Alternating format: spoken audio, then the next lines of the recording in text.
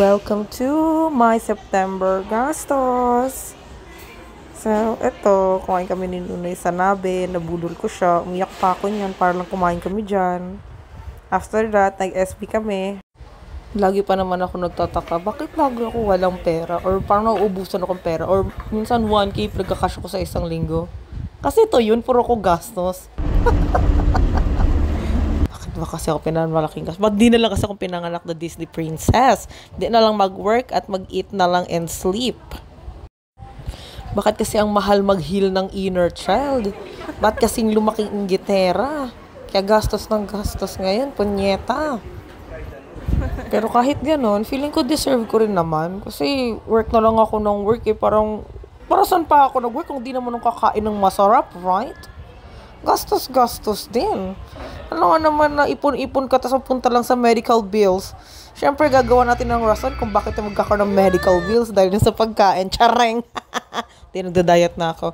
So, yun. Masaya naman na naging September ko. Sabi nga nila, make memories. Pero making memories needs money. So, ayun.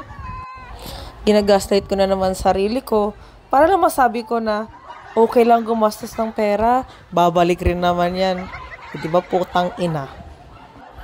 Paulit-ulit lang ako sa cycle na to, pero parang masaya naman ako, so I think it's okay. At least I'm happy. Right? Right? Sabi nga nila, di mo daw kailangan ng pera para maging masaya. Ulul, akin na lang pera mo daw, be. Sasabi mong ganyang kalokohan na yan, akin na lang pera mo. Madami na nga ako naiisip na pwedeng pagkagastusan pag madami akong pera eh. Paano pa kaya ngayong wala pa, right? At least naka-prepare na yung mind ko kung ano mga gagastusin. Pero ang message ko sa lahat, huwag kayong mag-guilty na i-treat nyo naman yung sarili nyo from time to time.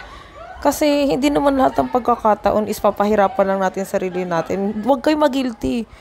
Minsan deserve rin natin to.